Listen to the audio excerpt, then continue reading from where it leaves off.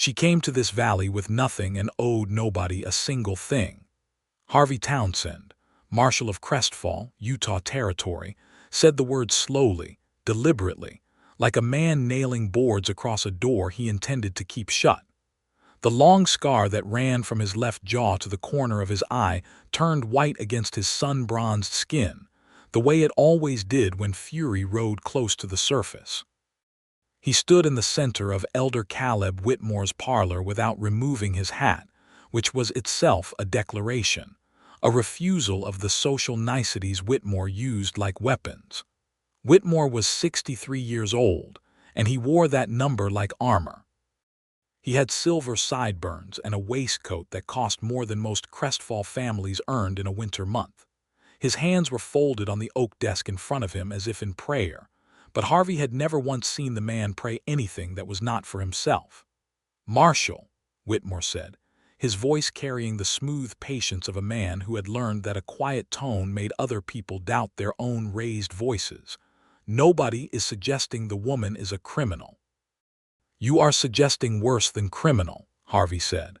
"You are standing in front of three of the most powerful landowners in this territory and telling them that Ruby Kingsley's claim to the Anderson parcel is fraudulent.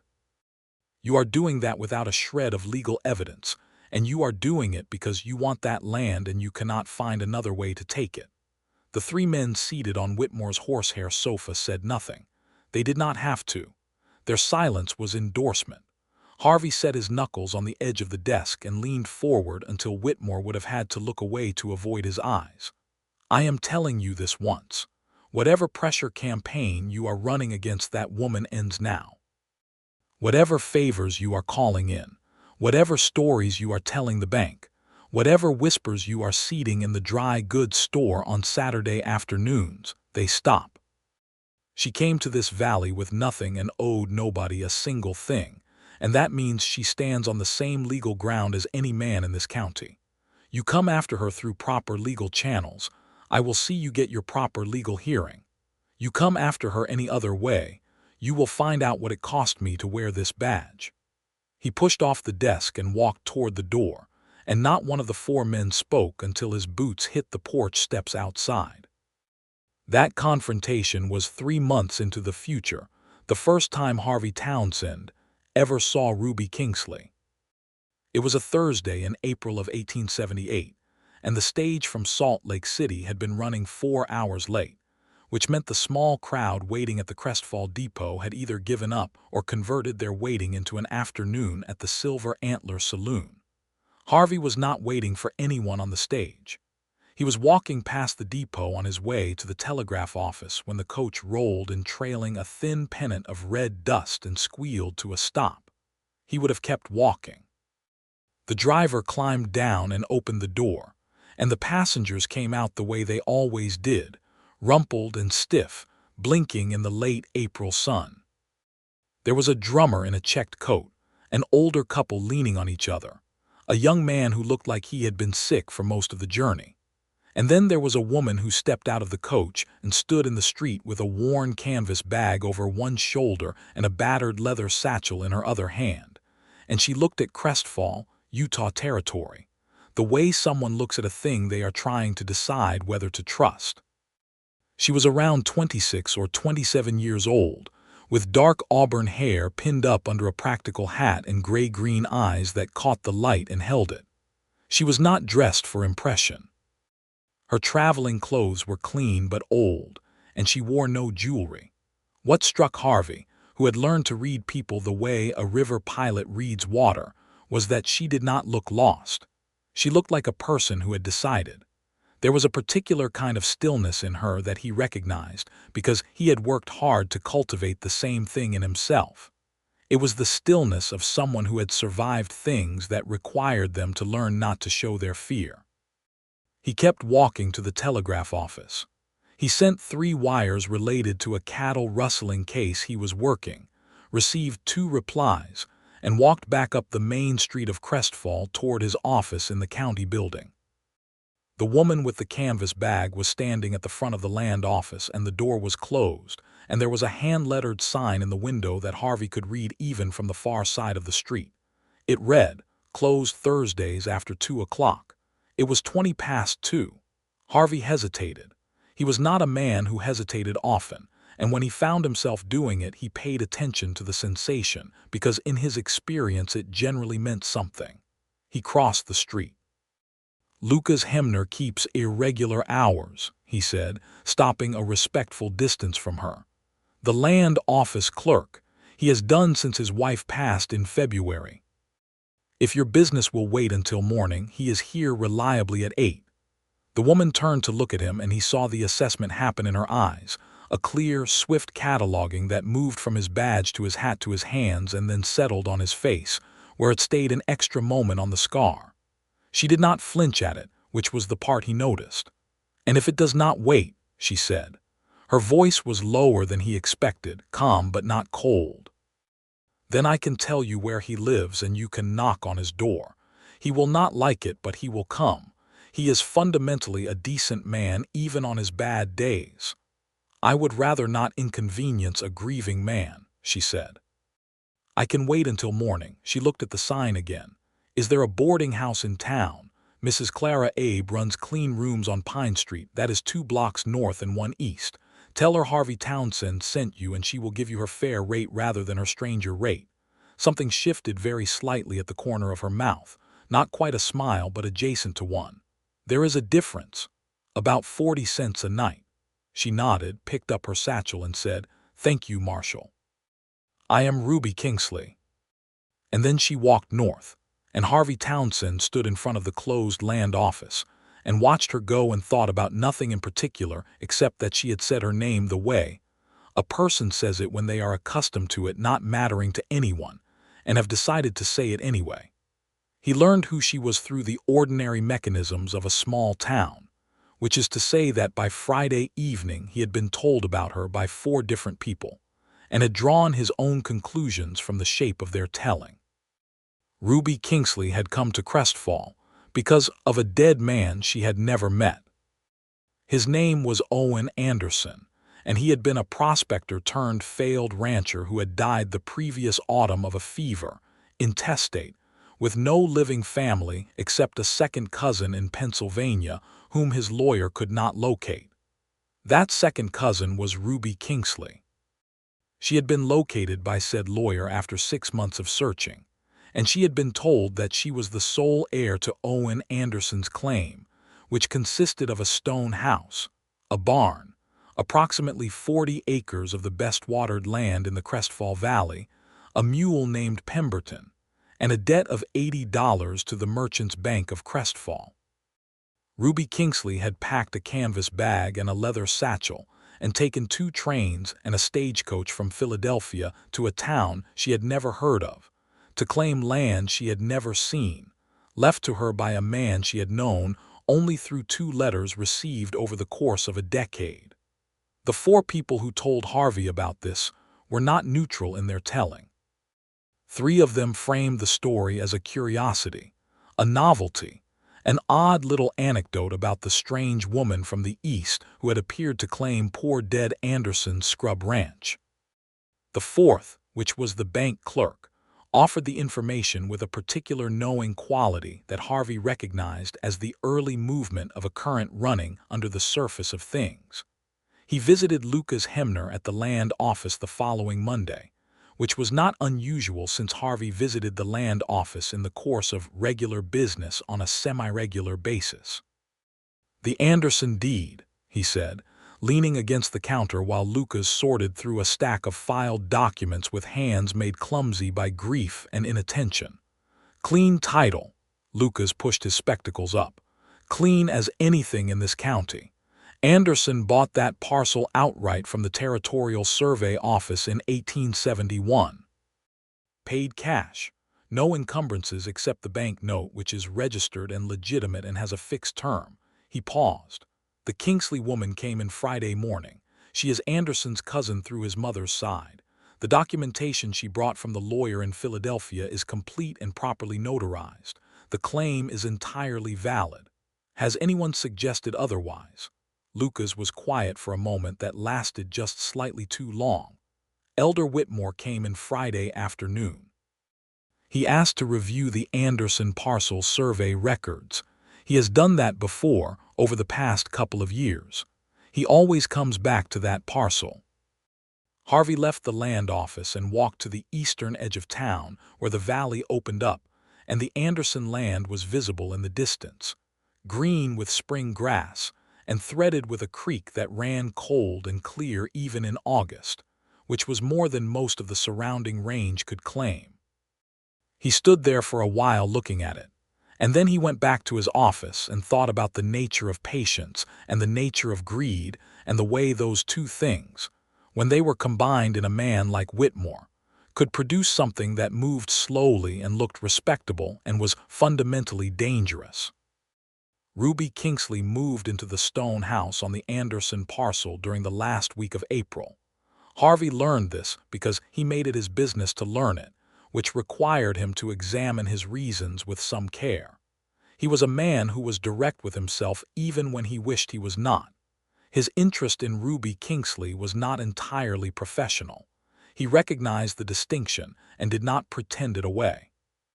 But he also recognized that there was a genuine threat building against her, and that part of wearing the Marshal's badge in Crestfall was being able to see threats before they completed their shape. And so, the professional interest was real as well. He decided to let both things be true and not rank them. He rode out to the Anderson parcel on the first Friday of May to introduce himself in an official capacity and to see whether she had discovered the condition of the place. The stone house was sound, but Anderson had let the fencing deteriorate severely in his last 2 years, and the barn roof needed significant repair, and the smaller corral had partially collapsed. Ruby Kingsley was in the yard when Harvey rode up, pulling rotted fence posts out of the ground with a mechanical efficiency that suggested she had been at it for some time. She was wearing work clothes, her hair tied back, and she looked at him when he dismounted with the same clear assessment she had given him outside the land office. Then she went back to pulling the post. "Marshal Townsend," she said without stopping, "was wondering when you would come. Was it obvious? You are the law.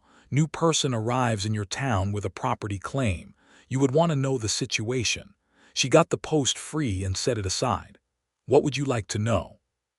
He tied his horse to the hitching rail that still stood solidly near the house. "How are you finding it?" She looked at him steadily. "Be plain with me. You are not riding 4 miles out of town on a Friday afternoon to ask how I am finding it." He allowed himself a slight smile, which was something he did not do in large supply. "There are people in this town who want this land. I know. You know already. The bank clerk was nervous when I went to discuss the debt. He kept referencing senior officers in a way that suggested those senior officers had opinions about the outcome of my claim that went beyond the ordinary banking interest. And Mrs. Abe at the boarding house told me, while she thought she was being kind and friendly, that Elder Whitmore had been trying to buy this parcel for 3 years. She brushed dirt from her hands. I am not from the West, but I am not new to the world, Marshal." Harvey pulled his hat off and turned it once between his hands, which was a habit he had when he was adjusting his estimation of something. He put it back. "Whitmore has money and influence and patience. He does not usually work through direct confrontation. He works through exhaustion. He makes things difficult and expensive, and he waits for people to break." "What kinds of things?" "Credit problems at the bank. Disappearing labor.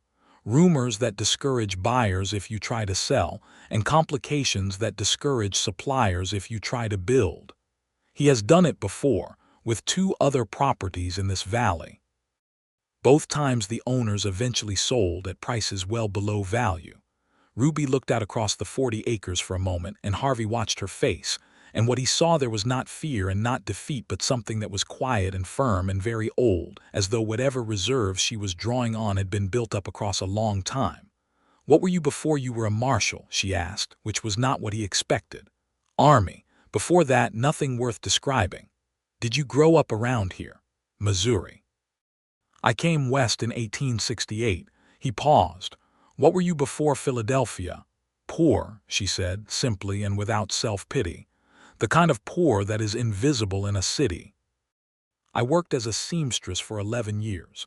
When the lawyer's letter came, I had $42 saved, a room I shared with another woman, and a chronic cough from the conditions in the factory. I came here because I had no reason not to." Harvey looked at the green acres around them, the creek flashing in the distance, the solid stone walls of the house. "You have a reason to stay," he said. She looked at him. "Yes," she said, "I do." He helped her with 2 fence posts before he left, which was the kind of thing that revealed more about a man than he usually intended to reveal, and he was aware of that even as he did it.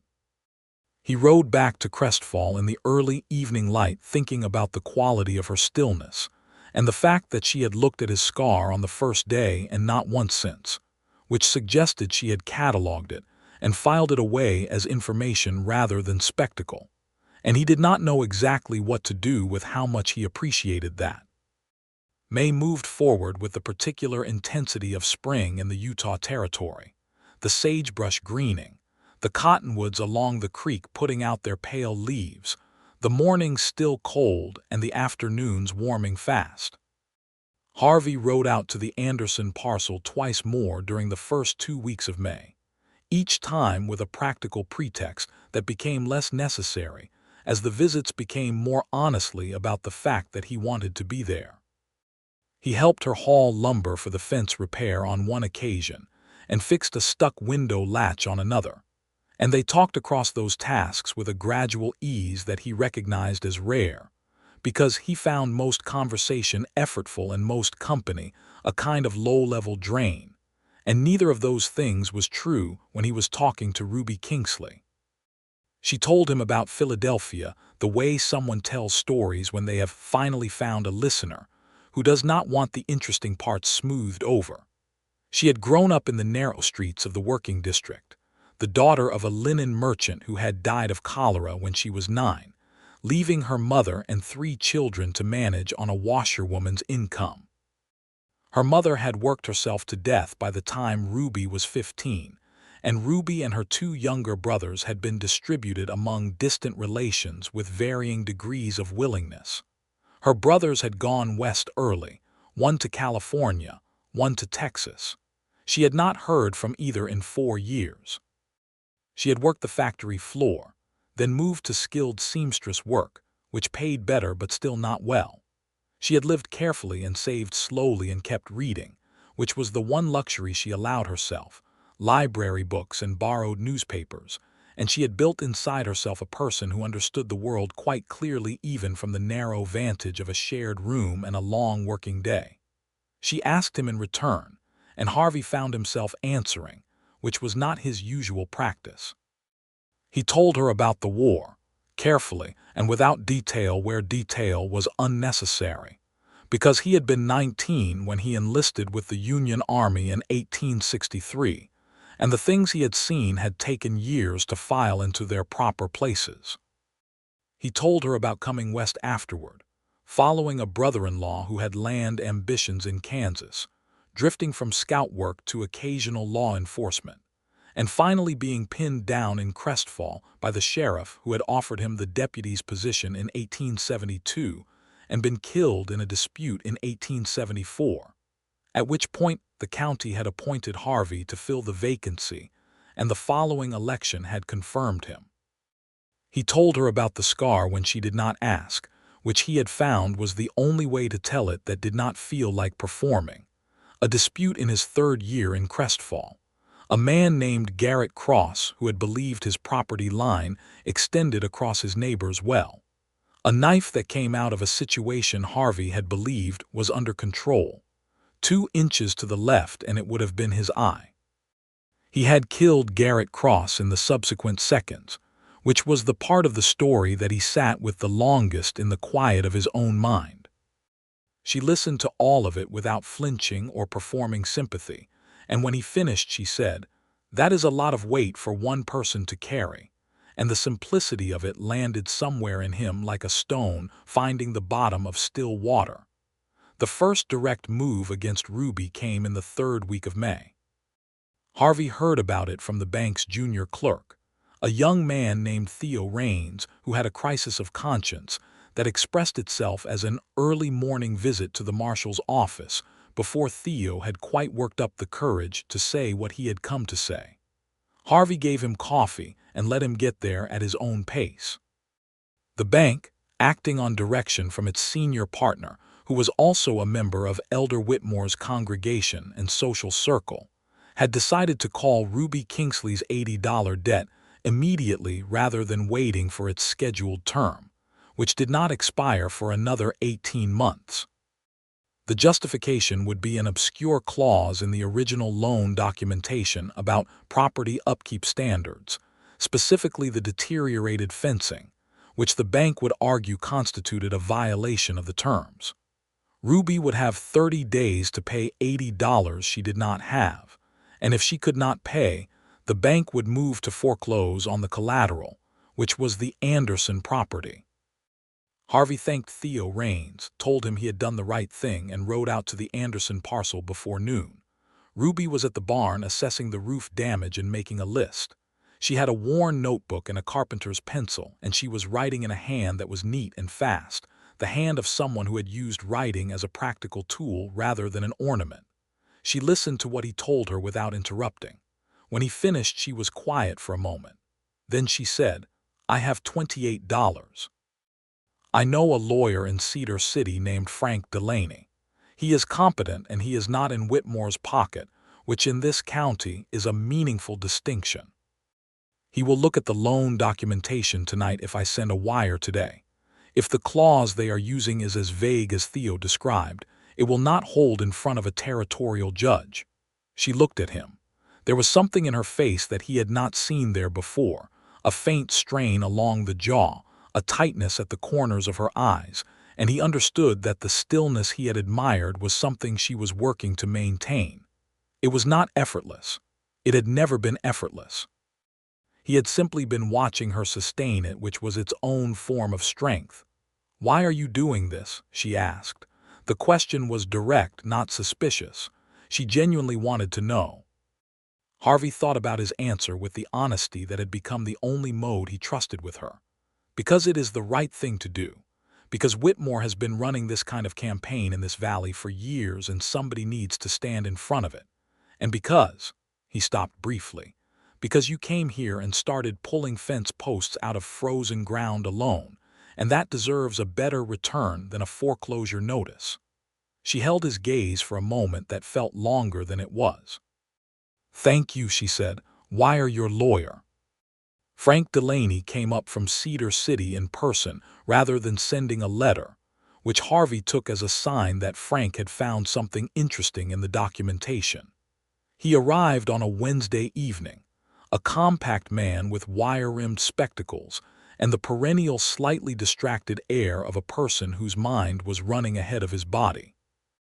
Harvey met him at the depot and they walked together to the county building, where Frank spread his papers on Harvey's desk and explained the situation in precise legal language that Harvey followed without difficulty, because he had educated himself in the relevant statutes over his years of carrying a badge. The clause the bank intended to use was, as Theo had suggested, vague. More importantly, Frank had found that it had never been used in the territory before, that it appeared to have been inserted into Anderson's original loan agreement after the fact, and that the handwriting on the relevant section showed detectable differences from the rest of the document. "That is fraud," Harvey said. "Potentially, and provably, if we can establish when the modification was made and who made it," Frank said. "Which I believe we can. I know a handwriting expert in Salt Lake City who has testified in territorial courts before. And I believe that what started as a straightforward scheme to pressure a lone woman into abandoning her claim has become considerably more complicated for the people running it." They met with Ruby the following morning at the stone house, all three of them sitting around Anderson's old pine table with the spring light coming through the windows. Frank laid the situation out for Ruby with the same precision he had used with Harvey, and Ruby asked exactly the right questions, the questions of someone who understood what she was being told and wanted to understand it better, not the questions of someone performing comprehension. When Frank finished, she said, "If we pursue this, does it put the banker in legal jeopardy?" "Serious legal jeopardy, yes." "And Elder Whitmore?" Frank exchanged a look with Harvey. "Proving Whitmore's direct involvement will be harder. He is careful. But the banker, a man named Dorsey according to my information, would likely be highly motivated to describe the context in which he made this modification, particularly if the alternative is a fraud charge in territorial court." Ruby's gray-green eyes moved to Harvey's face. He said quietly, "It gets complicated. There will be pressure on you. Social pressure from people who follow Whitmore's lead. That is not comfortable to live inside." "I have lived inside uncomfortable things," she said. "I know you have." The moment held between them, and Frank Delaney pretended to find something requiring close attention on the paper in front of him. Harvey filed a formal complaint with the territorial court in the first week of June. He sent a detailed wire to the circuit judge, a man named Alcott who was scrupulously fair and had no patience for land fraud, having come from a family of small farmers in Ohio who had been swindled once already. Judge Alcott indicated that he would make Crestfall his next circuit stop, which would be approximately 6 weeks away. In those 6 weeks, the uncomfortable social pressure that Harvey had predicted came into form around Ruby Kingsley, the way weather builds on a clear day, gradually, and then all at once. The dry goods store on the main street began having availability problems whenever she came in, things being out of stock that were visibly on the shelves. Mrs. Clara Abe at the boarding house, who had a son in the bank and a brother-in-law in Whitmore's cattle operation, became noticeably cooler when Ruby came into town, the 40-cent differential appearing again in various small ways. 2 men she had hired for a day's labor on the barn roof disappeared the evening before the work was scheduled. 3 women who had been generally cordial on the street became suddenly busy whenever Ruby approached. Harvey watched it happen and said nothing immediately, because he was measuring the shape of the thing, understanding how it worked before deciding how to respond to it. But there was a different kind of pressure building in him that had nothing to do with strategy. He went out to the Anderson parcel on a Saturday in the middle of June and found Ruby sitting on the front step of the stone house in the early evening. And for the first time since he had known her, she was not working or planning or moving. She was just sitting there watching the last of the light leave the creek, and her face in that unguarded moment carried the weight of what she had been sustaining through willpower and refused to let anyone see in the daylight. He sat down on the step beside her, close enough that she would know he was there and not so close that she would feel she had to perform anything. For a while they did not say anything. "The woman at the dry goods store looked right through me today," Ruby said eventually. "Like I was weather. Something inconvenient. I know. I have been looked through before, I know what it is, but this is intentional and that is a different texture." She laced her fingers together and looked at them. "In Philadelphia, when you were invisible, it was because you were poor and the city was large and nobody had time. Here they are choosing it, that is specific." Harvey said, "I am going to go and have a direct conversation with Whitmore. He had made this decision in the last 10 minutes. Not through legal process, not as a warning, as one man to another, about where his lines are and what happens if he crosses them." She turned to look at him. "That is not official marshal business." "No," she held his gaze for a moment. "Do not do anything that costs you your badge." The fact that she said that, the fact that her immediate concern was for him rather than the practical question of whether it would help her situation, moved something in Harvey Townsend's chest that had not been moved in a very long time. "My badge is in no danger," he said. He went to Whitmore's house the following morning, which was a Sunday, and this was the confrontation that would settle as a fixed moment in the calendar of Crestfall's collective memory. He walked into Whitmore's parlor and said what he had come to say in front of 4 witnesses, in language that left no ambiguity about his meaning or his resolve. And he closed it with the words that would be repeated across the town for years. "She came to this valley with nothing and owed nobody a single thing."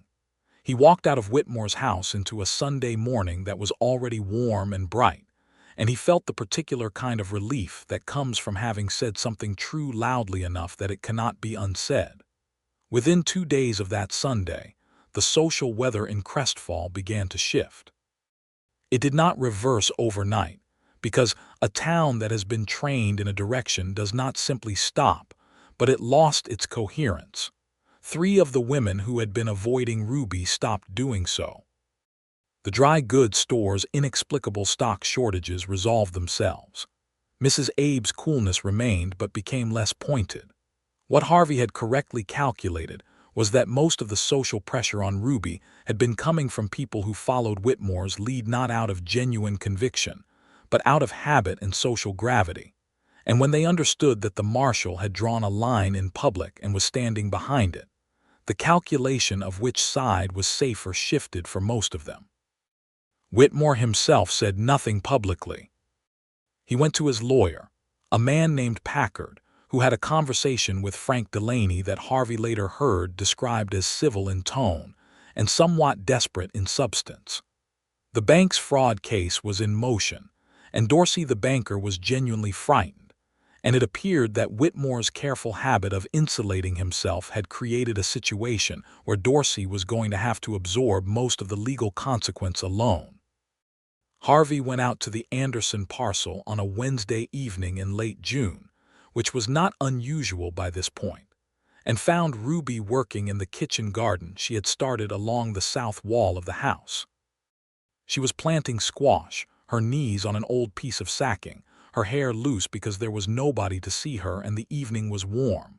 She looked up at him, and something in her face when she looked at him had changed from the first weeks, had lost a layer of the careful assessment and become something more open, more direct. "I heard what you said at Whitmore's house," she said. "The whole town heard," he said. "Is that why you said it the way you did?" He dismounted and tied his horse. He came and crouched a few feet away so they were on a level. "Partly, mostly because it was true and I was tired of it not being said." She sat back on her heels and looked at him with the full frank attention she gave things when she was thinking them through. There was dirt on her forearm and on one cheekbone, and the evening light was doing something to the auburn in her hair that he was trying and failing not to notice with the part of his attention he had designated as professional. "Harvey," she said, and it was the first time she had used his given name without the marshal attached, and they were both aware of it. "I want to tell you something, and I want you to hear it correctly. All right. I did not come here looking for someone to save me. I want you to know that." "I know that," he said. "I would not have done any of this if I thought you needed saving. I did it because you were right about what you were owed and because someone with some authority needed to say so out loud." She held his gaze for another moment, and then she said quietly, "I know you have feelings for me. I am not blind." He did not look away from her. "No, you are not.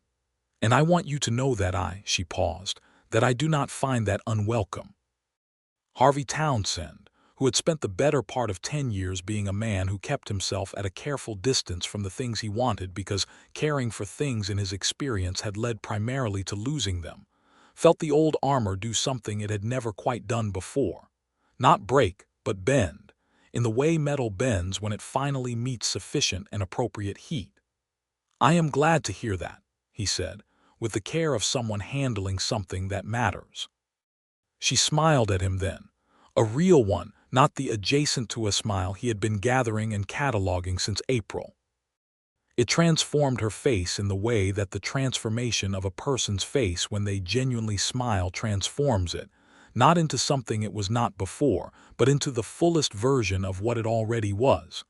"You could come for supper," she said, "if you do not have prior obligations."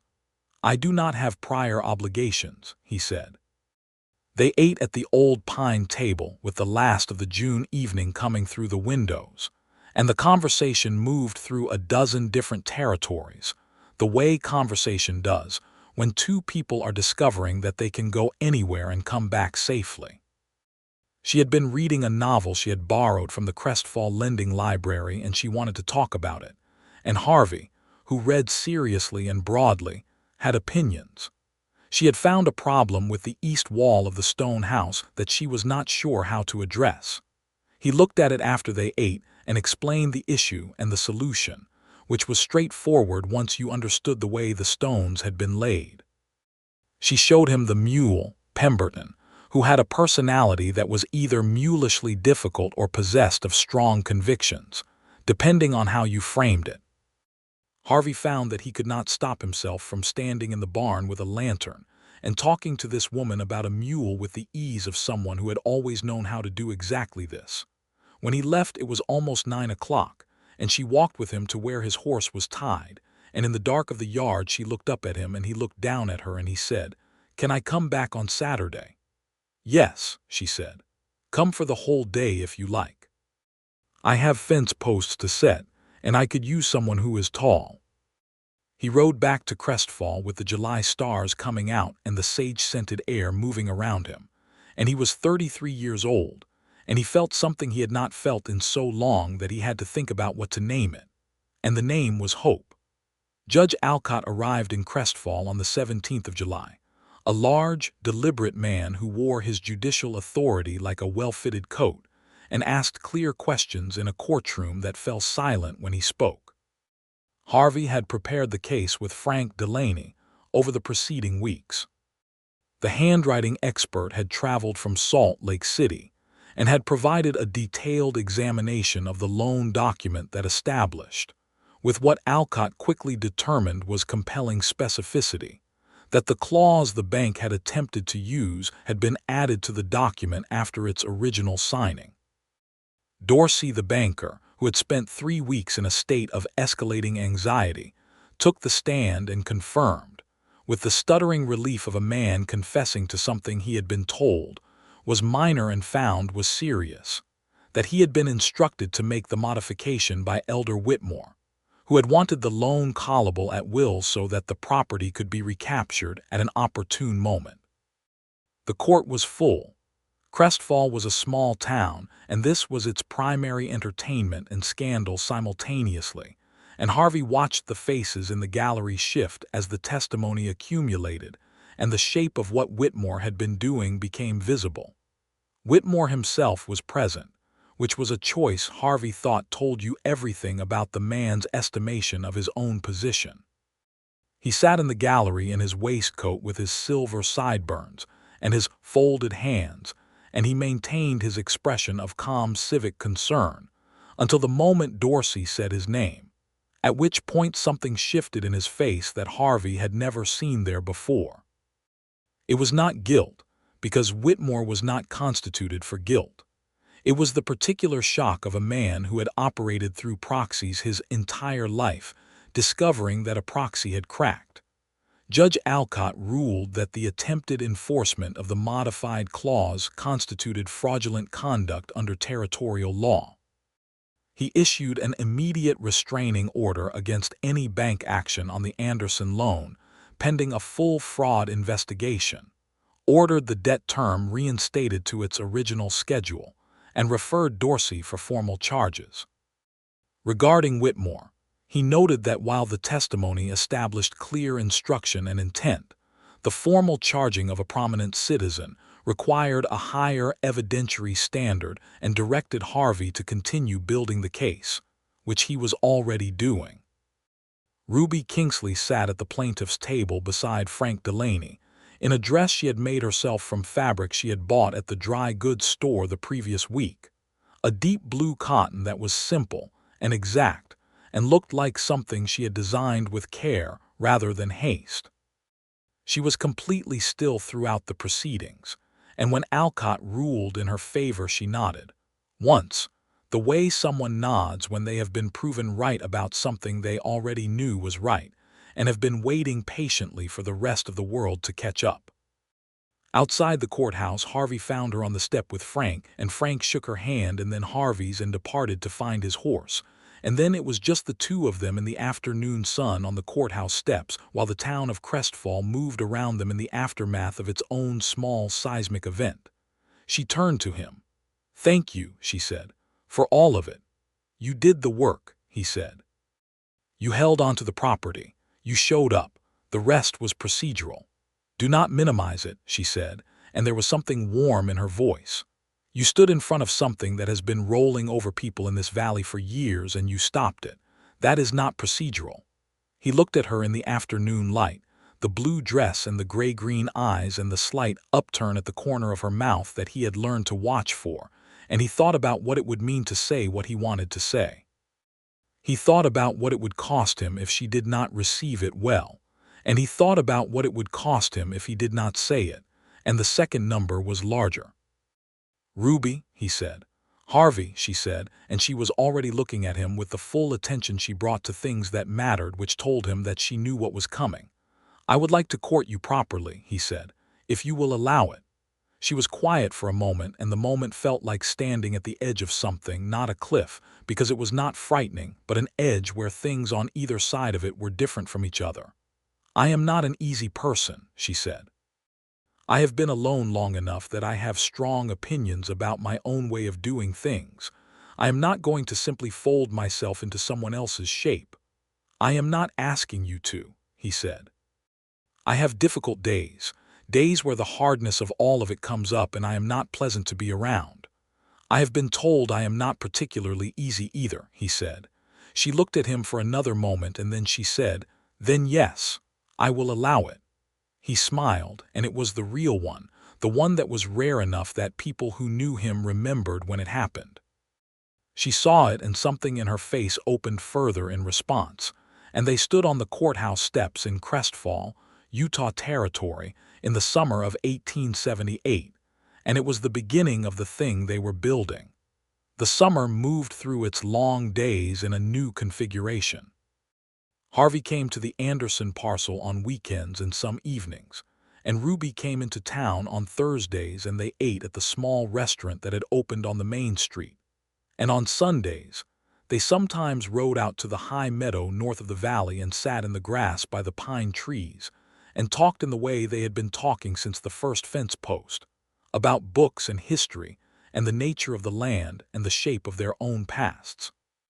The scar on his jaw was something she touched once, her fingertips very light, when they were sitting in the meadow in late July, and he was telling her something that required him to look away from her. She reached up and traced it from his jaw to the corner of his eye, not with pity, with something more like acknowledgement, as if she was saying, "I see this and I include it in who you are." And he turned to look at her, and she held his gaze with the gray-green steadiness she held everything with. He kissed her for the first time at the end of August, in the yard of the Anderson house in the evening, after a long day during which they had worked side by side on the newly repaired barn roof and eaten supper together, and talked until the sun was entirely gone. She walked him to his horse, and he turned to her in the dark of the yard and cupped her face in both his hands, looking at her to make sure, and she looked back with the clear, direct look that always told him yes, and he kissed her the way a man kisses a woman when he means it, with his whole self present and nothing held back. She kissed him back the same way. He rode home to Crestfall under a sky full of stars, feeling something that he was finally willing to name without qualification. He was in love with Ruby Kingsley. He had been since somewhere around the third week of May, probably since the evening he had found her on the step with the weight of things on her face, and had sat down beside her and not tried to fix it, just stayed. The fall brought its own complications and its own satisfactions in roughly equal measure. Whitmore's legal situation had been deteriorating through the summer as Harvey built the case Frank Delaney had outlined, gathering testimony from the two families who had previously lost property to Whitmore's methods, finding documents, tracing the chain of instructions that Whitmore had delivered through layers of proxies with the habitual care of a man who had always believed he was untouchable. By October, Harvey had enough to warrant a formal charge, and he delivered it with the steady satisfaction of work completed properly. Whitmore hired the most expensive lawyer in the territory, a man from Salt Lake City with a reputation for dramatics and a mixed record in front of serious judges. He pleaded his client not guilty with the expected conviction and began the expected procedural delays. Harvey let the legal process move at its own pace because that was the correct thing to do, but he filed every document on time and answered every interrogatory with precision. And Frank Delaney was an excellent ally, and Judge Alcott's circuit would bring him back in the spring. What Harvey watched more carefully was the town. In the months since the courthouse ruling, Crestfall had been reconsidering its own configuration. Whitmore had been its preeminent figure for 15 years, and his influence had been woven through the social fabric of the place in ways that only became visible when you started pulling at the threads.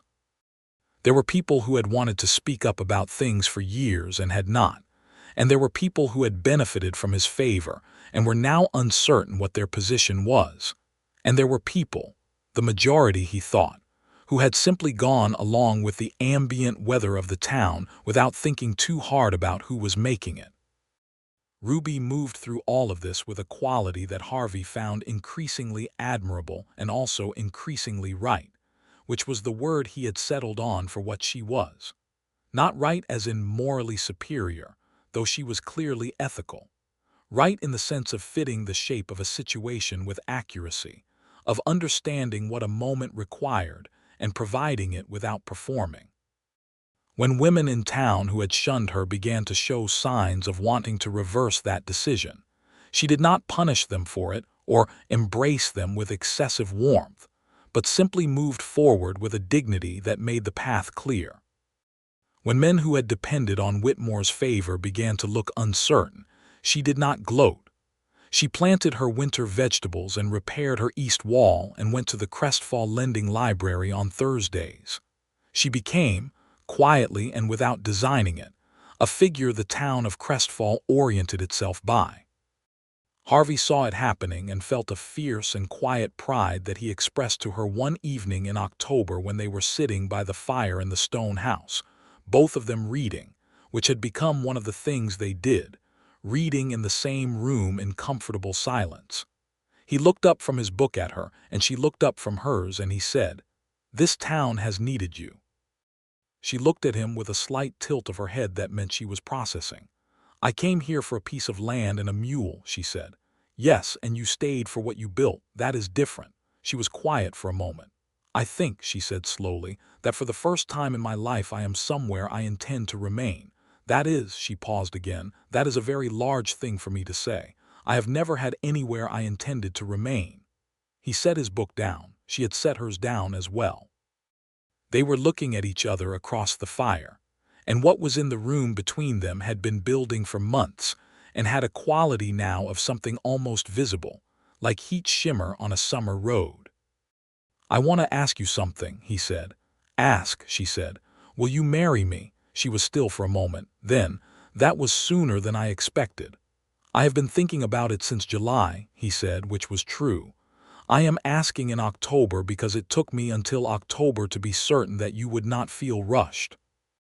Something in her face did what he had learned to watch for when he said something that reached her, a slight softening around the eyes and the jaw that was entirely involuntary and entirely her, and entirely the most meaningful thing he had ever been able to produce in another person. "Yes," she said, "I will marry you, Harvey Townsend." They were married in December of 1878 in the small church on the east side of Crestfall, on a Saturday when the snow was coming in gentle and steady over the valley, which Ruby said she found appropriate because she had always liked the way snow made everything quiet. Frank Delaney came up from Cedar City, which was not required, but was the action of a man who understood that some things deserved to be witnessed. Mrs. Clara Abe came, genuinely and warmly, because she had completed the process of renegotiating her relationship with what had happened in the spring, and had landed in a place of real goodwill. A number of townspeople came because they wanted to, and a number of others came because not coming would have been conspicuous, and Harvey did not mind which category applied to which person, because Ruby was walking down the church aisle in a dress she had made from ivory wool with dark red trim, and she was looking at him with the gray-green steadiness that had undone him every day since April, and nothing else in the room was particularly relevant. The minister spoke the words and they said theirs. And when Harvey kissed his wife, the church made a sound that had warmth in it.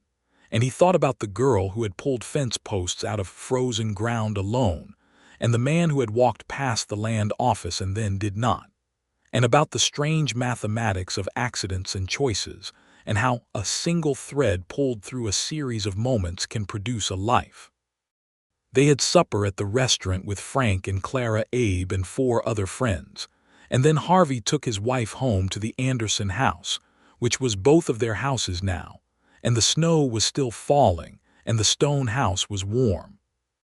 Winter in the Utah Territory in 1878 was hard, which winters there generally were, but the stone house was solidly built, and Ruby had laid in a well-organized supply of provisions that Harvey supplemented with his own stores, and they were warm and they were stocked, and they had each other, which meant that the hardness of the season had the quality of something they were inside together rather than something being done to them.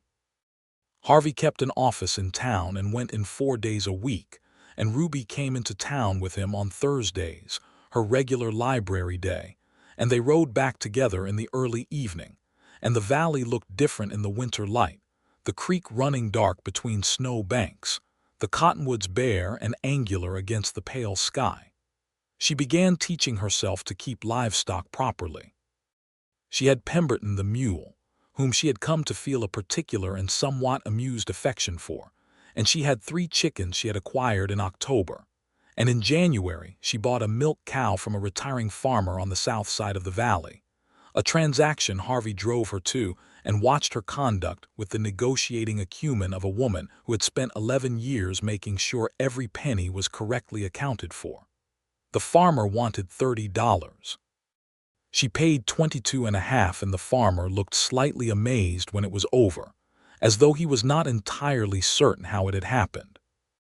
She told Harvey on a February evening, with a directness that he had come to understand was her primary language for things that mattered, that she was expecting a baby. She told him while she was washing the supper dishes, and he was drying them beside her. And when she said it, he set down the dish he was drying and turned to her, and she turned to him, and they stood in the kitchen of the stone house looking at each other. He had not thought it would feel the way it felt. He had expected something important but managed, a significant fact to be absorbed and planned around. What he felt instead was something that rearranged him from the inside, a profound and slightly frightening joy that had the quality of an answer, as though a question he had been carrying for years had been quietly resolved. He pulled her close and held her, and she held him back, and she said against his shoulder, "I did not know how you would take it." "How did you think I would take it?" he said, genuinely surprised. "Well," she said, "well." They spent the rest of the evening sitting by the fire making lists, which was a natural mode for both of them, practical planning as a form of care and excitement combined. The baby would come in August, which gave them time. The house would need its back room properly prepared. They would need to think about the seasonal workload and what adjustments were necessary. She was characteristically organized about all of it, and underneath the organization was a happiness that she was less practiced at showing than her competence, but that Harvey, who had been studying her since April, could read in the quality of her movement and the way her voice sounded when she was not being careful. March brought 2 significant events. The first was the arrival of Judge Alcott for his spring circuit, and with it, the formal trial of Caleb Whitmore on charges of fraud and conspiracy in relation to the manipulation of property transactions in Crestfall County. The trial lasted 3 days and was attended by what appeared to be the majority of the town's adult population. Harvey testified on the first day and gave a complete account of the investigation, the evidence gathered, and the pattern of conduct he had documented over the previous year. The 2 families who had previously lost property to Whitmore's methods testified on the second day, and their testimony had the accumulated weight of people who had waited a long time to say a true thing in a room where it would be recorded.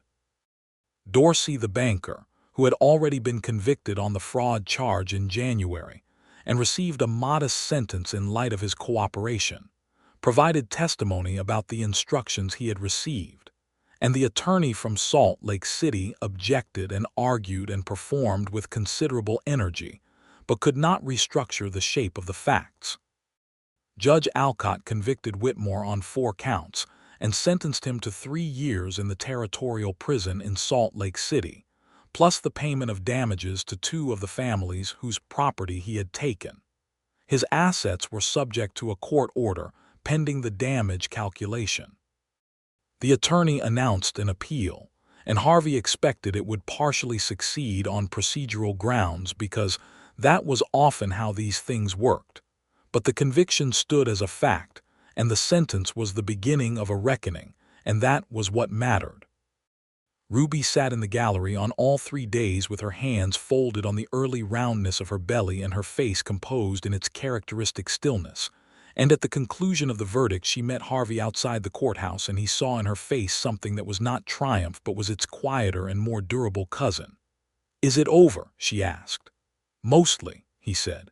"His appeal will run for a while, but his power in this valley is done. That happened last summer, actually." "The legal part just made it official," she nodded. She took his arm as they walked, which was something she had started doing in the winter and which he thought was one of the most ordinary and completely extraordinary things about his life now. The second significant event of March was the arrival in Crestfall of a letter from Texas. It was addressed to Ruby Kingsley Townsend in a hand she did not immediately recognize, and she opened it at the kitchen table while Harvey was pouring coffee, and he heard the sound she made, which was very small and involuntary, and was the sound of something long braced for suddenly giving way. The letter was from her brother Thomas, the one who had gone to Texas. He had heard, through one of those improbable chains of information that move across the West, that his sister had claimed land in Utah Territory and had married a marshal there. He was writing because he was in Laredo doing cattle work, and he was well, and he was sorry for the years of silence, which had been the product of circumstances he described briefly and inadequately, and which Harvey understood, reading over her shoulder with her silent permission, to involve a marriage that had not worked and a period of difficulty that the man did not have the vocabulary to describe in full. Ruby sat with the letter for a long time. "Do you want to write back?" Harvey asked. "Yes," she said. "Eventually, I need to sit with it first." She looked at the letter again. "He is alive. I have been trying not to think about whether they were alive." "That is good news." "Yes." She set the letter down and looked at him. "Yes, it is good news." They wrote back to Thomas 3 days later, a letter that Ruby composed with the care she brought to things that mattered, informing him of her situation, the property, the marriage, the expected baby, the general shape of her life as it now stood. She invited him to come to Crestfall if his circumstances ever permitted it, and she said she was glad he was well. She did not say everything. She left room for the correspondence to build itself back over time, which was the appropriate architecture for a relationship that had been interrupted for 4 years and needed careful reconstruction. Spring became summer, and the valley turned its particular bright green, the creek high and cold with snowmelt, the cottonwoods loud with birds in the morning. Ruby's pregnancy progressed with the relentless efficiency that characterized most things she did, without major complication, under the care of the town's doctor, a man named Everett Marsh who had been trained in Baltimore and had come west with his family in 1875 and was competent and calm and the right person to trust with this. Harvey found that he was renegotiating himself in the months of his wife's pregnancy, not in the sense of losing himself, but in the sense of discovering that the person he was contained more than he had known. He had spent so many years being specifically and carefully a marshal, a man of authority and restraint and controlled force, that he had sometimes lost track of whether there was much underneath that particular form. There was. There was a man who could sit with his hand on his wife's expanding belly in the early morning while she was still half asleep and feel the movement beneath his palm and be simply, completely, in the moment he was in, not managing it or analyzing it or protecting himself from it. He found new things he was good at, and things he was not as good at. He was very good at the practical modifications required by her pregnancy, the adjustments to the household workload, the changes to the way they moved through their days. He was less good at not worrying, which he knew was not useful, and did it anyway, and she dealt with his worry with a patient firmness that he found both slightly chastening and deeply reassuring. The baby came on the 3rd of August, 1879, on a day when the heat lay heavy over the valley, and the creek was low, and the sage had turned its late summer silver. Dr. Marsh was there, and the process was long and hard, and Harvey sat outside the bedroom door for 4 hours in the posture of a man who has faced considerable physical danger without particular fear, and is discovering that this is categorically different. What was happening on the other side of the door was outside any control he had ever exercised, and the woman on the other side of the door was everything, and that was the specific texture of the fear that sat with him for those hours. When Dr. Marsh opened the door, his face was composed and satisfied. "Mother and baby are well," he said. "You have a son." Harvey stood up. He went into the room. Ruby was against the pillows with the particular exhausted, whole, changed quality of a woman who has done something enormous, and is in the first minutes of understanding that she has done it. In her arms was a small wrapped bundle that was making the determined, urgent sounds of someone who is new to existing and has opinions about it. Harvey sat on the edge of the bed and looked at his wife, and then at the bundle in her arms, and then he said nothing at all for a long moment because there was nothing that was adequate and the moment did not require words. "Hello," Ruby said to him, and her voice was a worn-out version of itself that was somehow also more itself than he had ever heard it. "Come and meet William." She had decided the name in March when they had been talking about it one evening, and he had agreed immediately because it was a good name, and because the way she said it made it sound right. He held his son for the first time with the careful solemnity of a man who is aware that he is doing something that is going to mark him permanently. William Harvey Townsend was red-faced and forceful and smelled like something entirely new, and he looked at his father with the unfocused, ancient attention of the very newly born. And Harvey looked back at him and felt himself, definitively, and without any residual ambivalence, arrive in his own life. The year that followed was the year of William, which was not a diminishment of everything else but a context through which everything else moved. Harvey learned what all parents learn, which is that an infant requires everything and gives back something that is not comparable to anything else.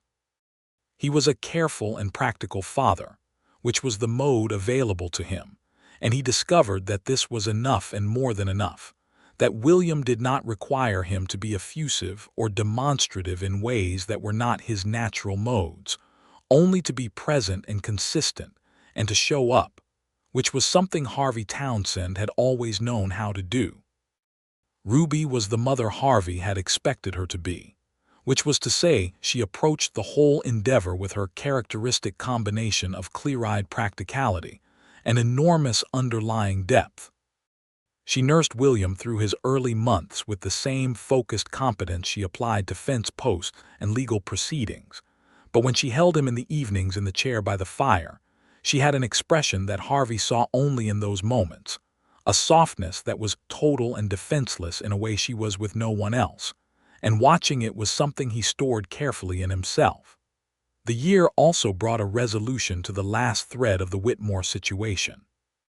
Whitmore's appeal had been argued in the fall of 1879 and had indeed succeeded in reducing his sentence on one count, but the conviction on the 3 remaining counts held, and the damage payments to the affected families were confirmed. Whitmore would be in the territorial prison until at least 1881, and the attorneys for the affected families were pursuing additional civil actions in the meantime. His cattle operation was being managed by a hired foreman who had already made it clear he intended to buy the operation himself if the opportunity arose, which would at minimum remove the property from Whitmore's effective control, even if he were eventually to return. Crestfall without Whitmore as its organizing gravitational center had been rebuilding its civic shape since the previous year, and what had emerged was something more varied and less coherent than the previous arrangement, and also, Harvey thought, more honest.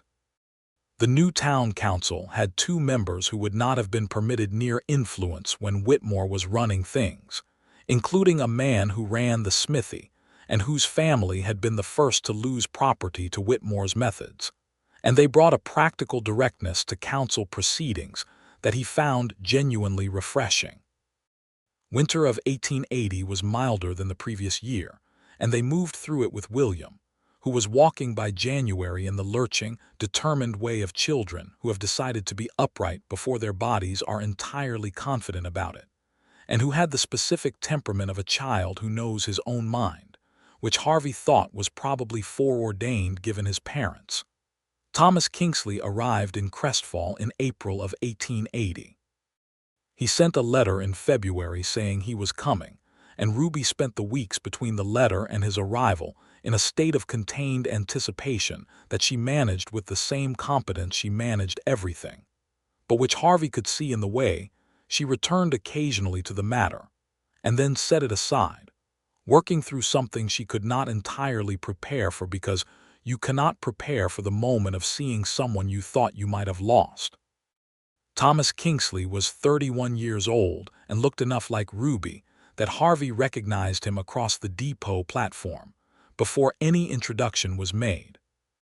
He was taller than his sister, thinner than was ideal, with the weathered look of a man who had spent years doing physical work in the Texas sun, and he had the same gray-green eyes and the same fundamental quality of someone who had survived things that required them to learn not to show their fear.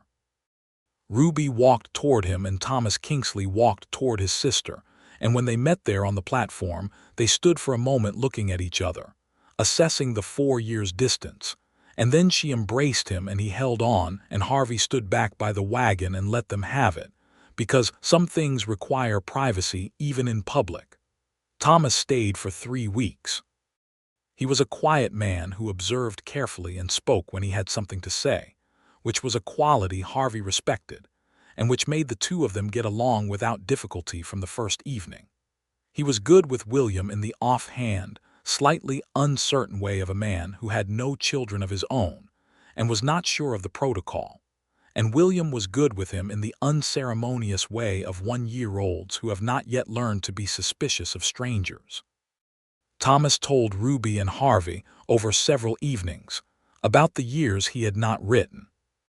A brief marriage to a woman in San Antonio that had ended in tragedy, the woman dying of fever after less than a year, and the period of dissolution that had followed, the drifting, the work that required nothing of him mentally, the slow reconstruction. He was steady now, he said. He had saved enough to be thinking about something permanent, though he was not sure what or where. Ruby told him about her own history in the years between, and Harvey listened to the version she told her brother and noticed the things she emphasized and the things she did not, and he thought he understood her better for hearing it, the way you understand a landscape better when you see it from a different angle. On Thomas's last evening they sat on the front step of the stone house in the spring dark with coffee, the 3 of them, while William slept inside, and Thomas said, "You know, I was not sure what to expect when I wrote. I thought there was a chance you would not write back." "I nearly did not," Ruby said. "The first week, it was very strange to have a letter from you after so long." "I know. But you are here now," she said. "That is what matters." Thomas nodded slowly. He looked at Harvey. "You are good for her." "She is considerably better for me," Harvey said, and Ruby made a sound beside him that he knew was the beginning of a real smile. Thomas went back to Texas with an open invitation, and they wrote more regularly after that, and the next letter from him arrived 6 months later with the news that he had taken a position managing a small horse operation in West Texas, and the letter after that mentioned a woman named Grace, and the correspondence continued to build itself carefully and well. The years moved forward with the momentum that belongs to lives that are fully inhabited. In 1881, Whitmore was released from prison ahead of schedule, which happened due to the expected procedural modifications of his sentence, and Harvey was watchful for the first months, but Whitmore returned to Crestfall briefly, conducted some business related to the settlement of his remaining assets, and departed to Salt Lake City, where he had a surviving relative. He did not reconstitute his influence in Crestfall, which did not surprise Harvey, because the particular combination of social conditions that had allowed Whitmore to operate as he had was gone, dismantled not in a single dramatic moment, but through the accumulating weight of the previous 3 years, and a different configuration of the town had grown in its place. The Anderson parcel, which both Harvey and Ruby still called that, even though it was legally Townsend land by marriage, continued to develop in the years that followed their wedding.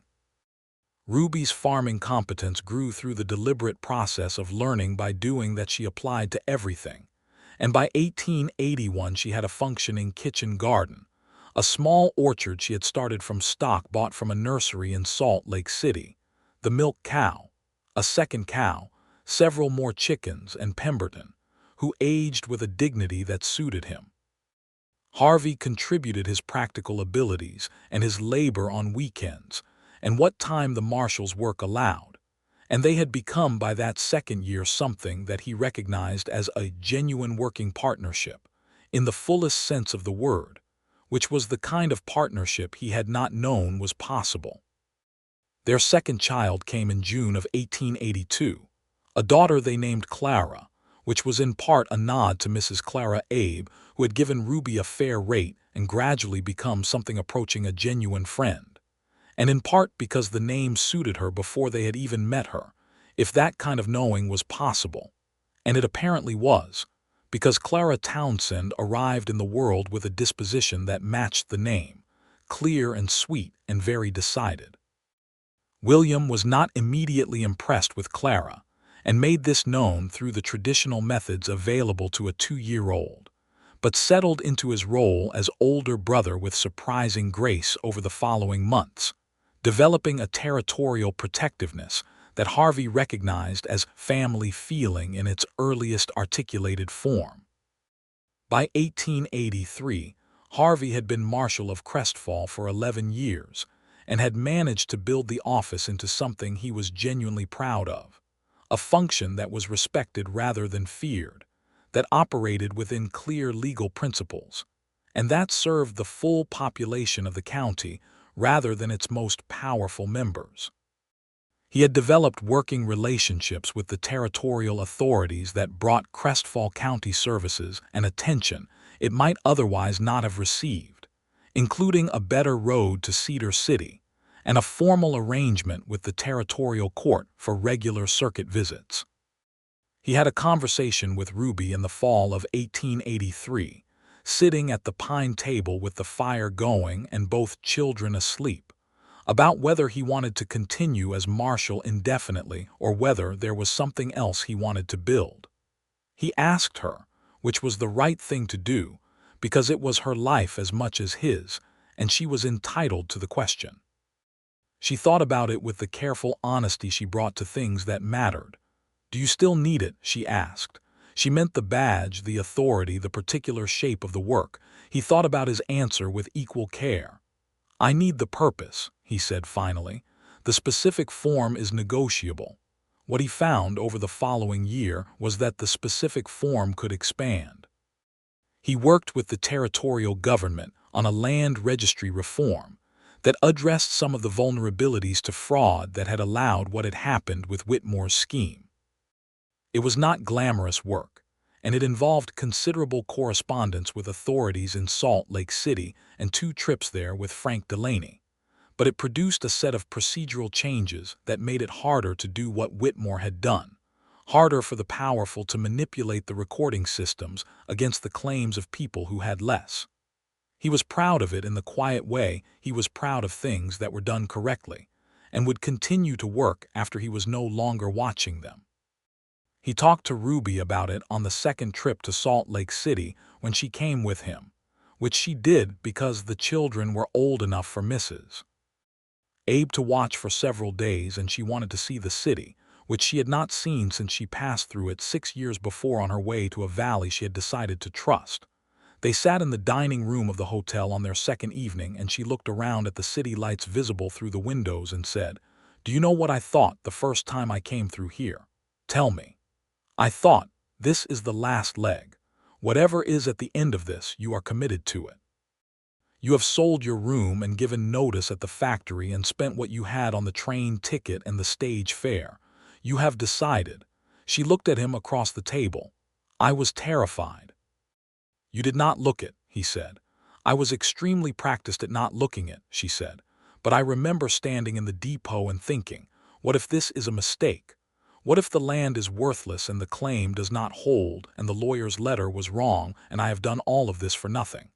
And she looked at him with the gray-green steadiness that had remained unchanged in 6 years of knowing her while everything around it deepened. "And I got on the stage anyway.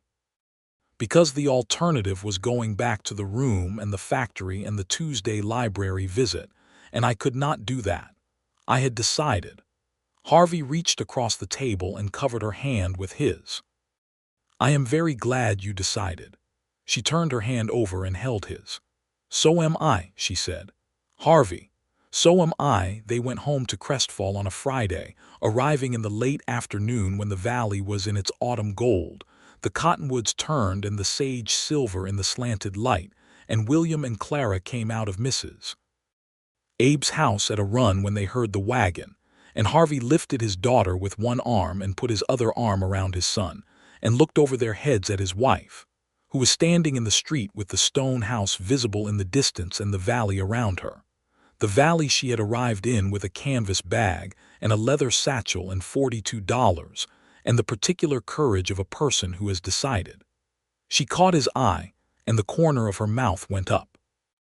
That evening, after the children were fed and bathed, and told their bedtime stories by their father, who had turned out to be very good at bedtime stories, because he had the same quality Ruby had of believing in the internal logic of things, and the characters of the stories behaved consistently according to that logic, and the children trusted it. Harvey and Ruby sat on the front step of the stone house in the October dark the way they had sat on so many evenings. The valley was quiet around them, the creek too low to hear, the stars coming out over the mountains.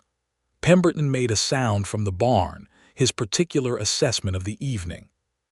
"Thomas mentioned in his last letter that Grace is expecting," Ruby said. "I remember you read it to me. He sounded very different than he did 2 years ago." "He sounded happy," Harvey said. "Yes," she leaned her head against his shoulder. "I wonder sometimes about the second brother, James, whether he is out there somewhere, whether he would answer a letter. Do you want to try to find him?" She was quiet for a moment. "Someday," she said. "Not yet, but someday." He put his arm around her and she settled into his side the way she did, fitting there with the rightness of long familiarity, and they looked at the stars over the Utah territory. "I want to tell you something," she said. "Tell me." "I have been thinking about what you said at Whitmore's house, the day you came back from there and told me what happened. That was 5 years ago. I know, but I think about it sometimes. You said I came here with nothing and owed nobody anything." She paused. "I have been thinking about whether that is still true." "In the legal and moral sense it is absolutely true," he said. "Nobody in this valley was owed anything by you." "No," she said, "but I think I owe the valley something now. Not as a debt, as a," she thought for a moment, "as a gift given back, because it gave me something. Because this land and this town and the people in it and you, particularly you, gave me something I did not have before, a place to be from, a future. She stopped and he heard her breath adjust slightly. "A life that is mine in a way that nothing was mine before." He held her closer. He did not say anything for a moment because she had said something complete and it did not need addition.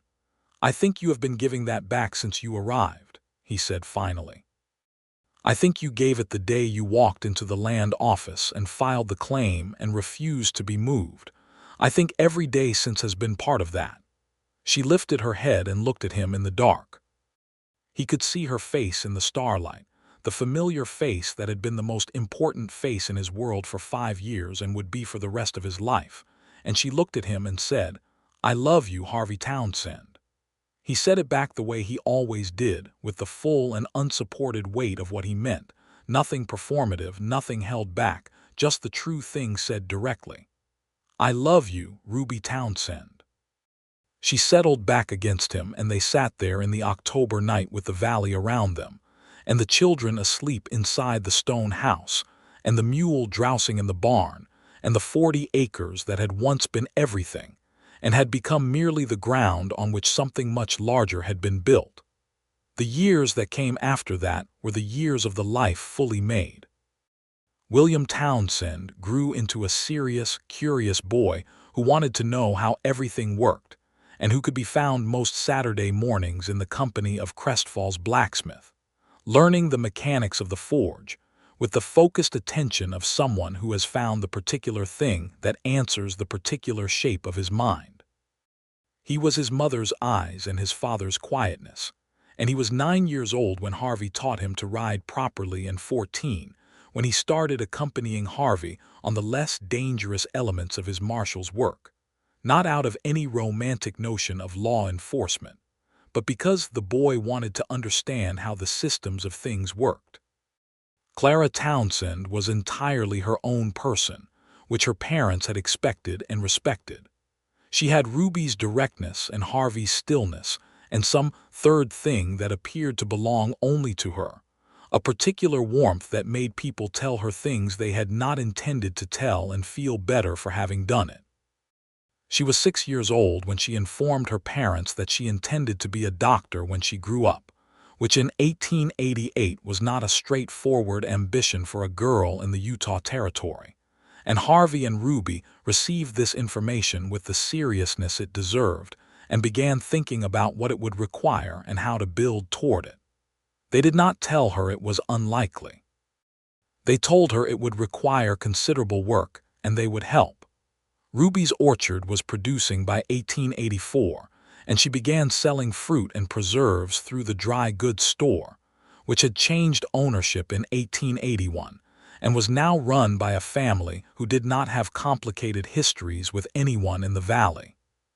She also, in 1885, began giving lessons to 2 women who came to her wanting to learn to manage household accounts and to read more fluently, which was something she had not planned or designed, but which began with a conversation at the lending library and grew from there in the way that useful things grow when they find the right ground.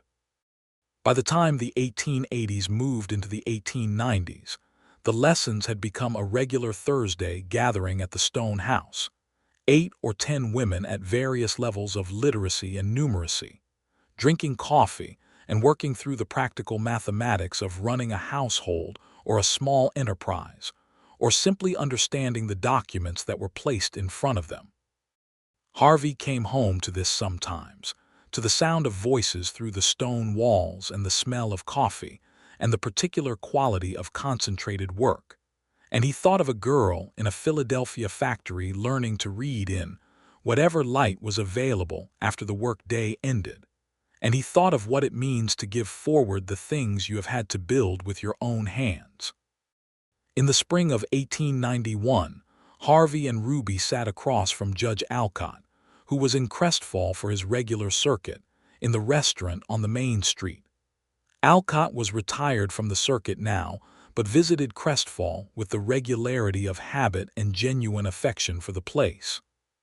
He was talking about the land registry reforms that Harvey had contributed to in the mid-1880s, which had been adopted more broadly in the territory. "The thing you did with the witness requirement," Alcott said, "has prevented at least 3 cases that I know of where the same pattern would have been repeated, possibly more," Harvey said. "Frank Delaney did most of the drafting." "Frank tells me the substance was yours," Alcott said. "He is very clear about that." Ruby, across the table, was looking at her husband with an expression he knew well, the particular expression of someone who is proud of a person, and knows that the person in question will deflect the pride if it is stated directly, and so states it indirectly through a look. He met her eyes and she raised her coffee cup slightly, a private toast, and he allowed himself a slight smile that she received and returned. The summer of 1892 brought the third and final child, a boy named James, named in part for Ruby's lost second brother, about whom they had eventually tried and failed to gather news through a network of correspondence that had yielded nothing definitive, and whose name they kept alive in this way as a form of hope left open. James Townsend was born on a warm August morning with a disposition of sunny and absolute determination that surprised both his parents and delighted his siblings, who were by then old enough to be genuinely useful in the matter of entertaining a new baby, and who approached this responsibility with varying levels of enthusiasm. William was 13 and inclined toward the project as an interesting mechanical problem to be solved. Clara was 10 and treated her new brother with the focused, gentle attention she had always brought to things she cared about. James rewarded both of them by being universally charmed by whatever they produced for his entertainment, which was an excellent quality in a baby with older siblings. Harvey held his youngest son on the evening of his first day, and felt the same thing he had felt with William and Clara, the thing that rearranged him every time, the profound and slightly terrifying joy, and he thought that he had been convinced once, in a different life, that joy was something to be held at a distance because the distance softened the blow when it was taken.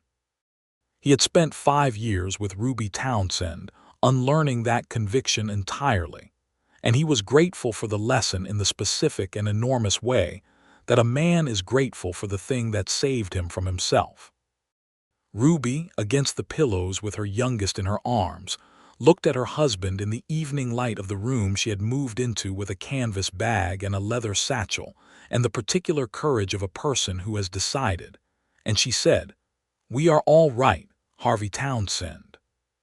He sat on the edge of the bed and looked at her and their son and thought about the word "all right," which was a phrase that meant everything was as it should be, and everything was as it should be, profoundly and completely, and in every direction he could see. "We are," he said. The valley outside the stone house moved through its seasons in the years that followed, the summers long and bright, the winters heavy with snow, the springs coming each time with the urgency of things that have been waiting.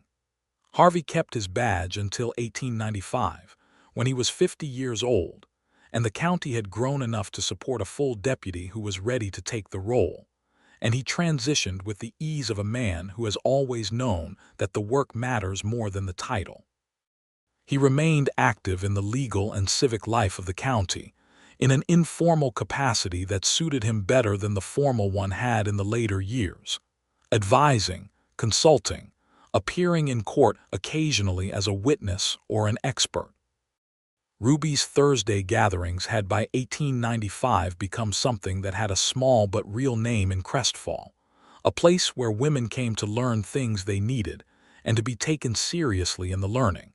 And she had produced, over the decade of it, a number of women in the valley who were better equipped to understand their own legal and financial situations than they would have been otherwise, which was not nothing, which was in fact something substantial and compounding. In the evening of a summer day in 1896, with William nearly grown and already talking about going east to a school in Ohio that trained engineers, and Clara deeply committed to the idea of medical training, and already corresponding with a female physician in Salt Lake City who had agreed to advise her, and James, a 4-year-old boy who could be found on any given morning, investigating something with absolute concentration. Harvey and Ruby walked along the creek in the long summer light, the way they had been walking along the creek together for 18 years. She took his arm the way she had taken it in the winter of their first year, with the ease of long habit and genuine choice, and they walked along the water in the quiet of the valley, and the stone house was visible in the distance behind them with the smoke of a low fire in the chimney and the sound of James talking to Pemberton's successor, a younger mule named Thomas, in the way that 4-year-olds talk to animals, confidingly and at length. "Do you ever think about Philadelphia?" Harvey asked. She considered. "Sometimes, less than I used to. In the first years I would think about it fairly often. The streets, the library, The particular smell of the factory floor, which was not pleasant but was very specific. She paused. I do not miss it, but I remember it clearly. It made me who I am, and who I am is who came here. And who came here, he said, is exactly who was needed.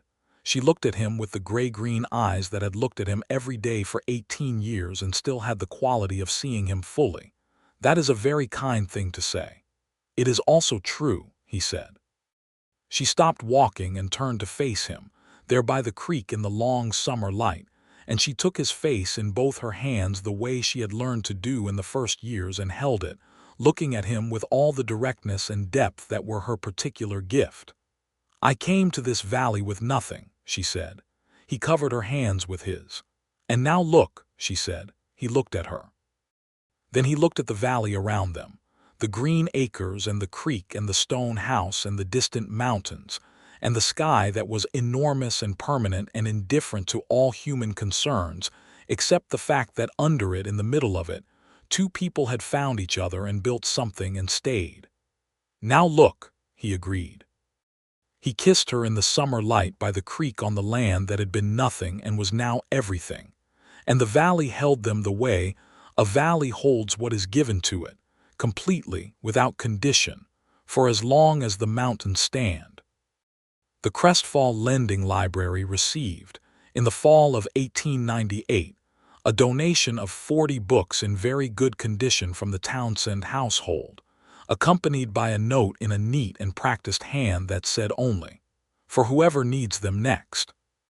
And the stone house on the Anderson parcel, which everyone in the valley had long since stopped calling the Anderson parcel, stood as it had stood since 1871, solid and warm-walled, and full of the sound of a family that had been built from a single decision made on a stage platform in April with a canvas bag in one hand and a leather satchel in the other, by a woman who looked at a place she had never seen and decided she could trust it.